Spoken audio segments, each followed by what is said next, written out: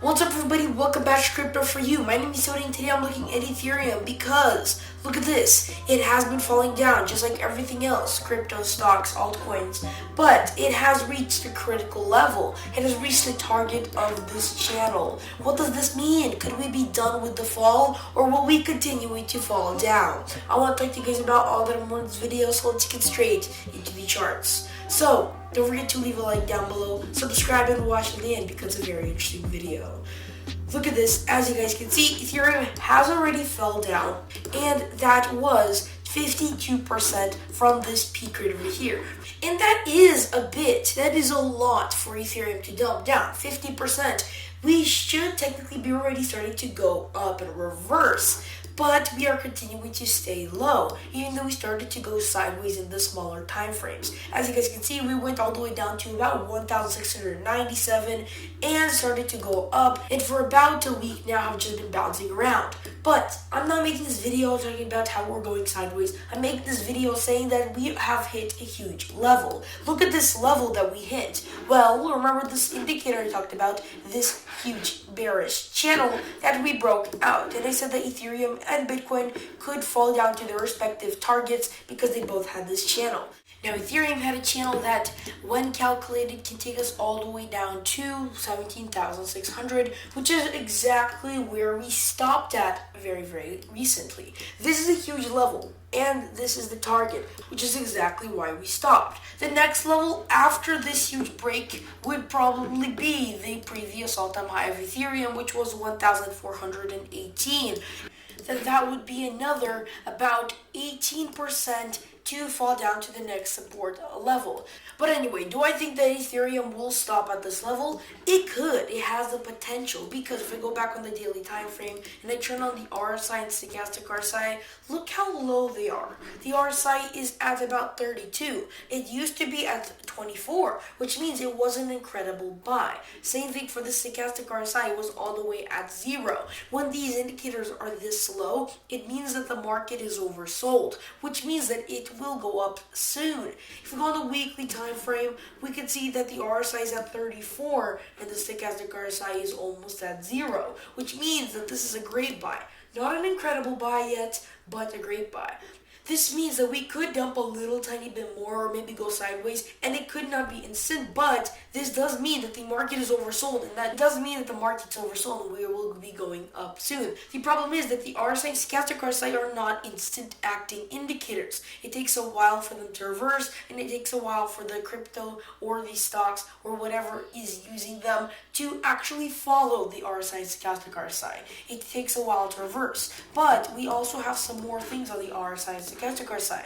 We have this resistance line that actually every single time the RSI tapped this resistance line, Ethereum fell down. Now, as you guys can see, the first one was pretty small. We tapped it right over here. The second one was over here at 4,400, and it caused the RSI to crash a lot, and same thing for Ethereum. Now, the third one was all the way at the all-time high, and the fourth one right now. Now, what's interesting is that the fourth one actually made us fall all the way to almost the incredible buy mode of the RSI, which is very, very good, because that means that we have practically nowhere else to fall down to, and that means that we will have to break this indicator soon. And since we will have no indicator that will keep pushing us down, we could be going up. So anyway, the RSI is very, very low, and our target has been reached. Could we be going up? We are looking pretty good with the RSI, stochastic RSI, and the fact that our bearish pattern has been played out and is gone. But remember the one thing that is holding us back, the S&P 500. It is still inside of its falling broadening wedge. As long as S&P 500 is falling down, Ethereum and the rest of crypto will be falling down too. And usually we are supposed to look at Ethereum when we're talking about Ethereum, but in this case, because S&P 500 is leading everything, we have to look at it instead. It controls Ethereum, and that means that we have to look at it. As you guys can see, S&P 500 is also inside of a bullish indicator. It's called a falling broadening wedge, or you can call it a bull flag, depending on how you draw the indicators and lines. But anyway, these are bullish indicators. indicators. The problem is that it's on the bottom, and that means that it will take us a while to break out. When stock market is falling,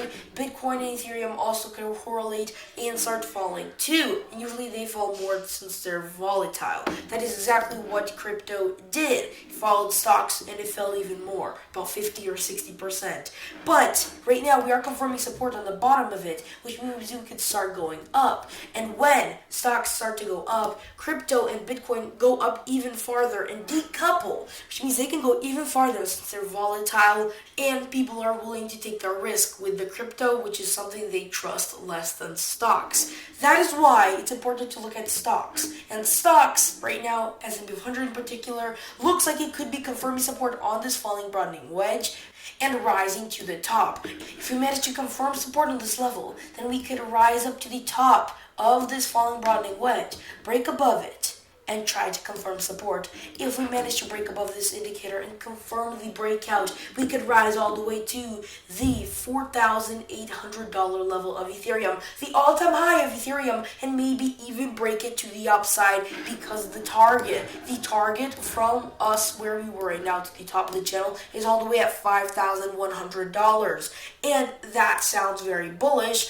And of course that will cause a chain reaction effect, which causes Ethereum, Bitcoin, and the rest of crypto and stocks to also rise up. How high could we rise up? Well, if we confirm on this level, then we could play out a potential W that could be playing out. Look at this. We have the first V and the second V. And if we manage to do this W pattern, then we could rise up. We have a lot of proof, both on Ethereum and on Bitcoin in the video if you watched yesterday that I talked about.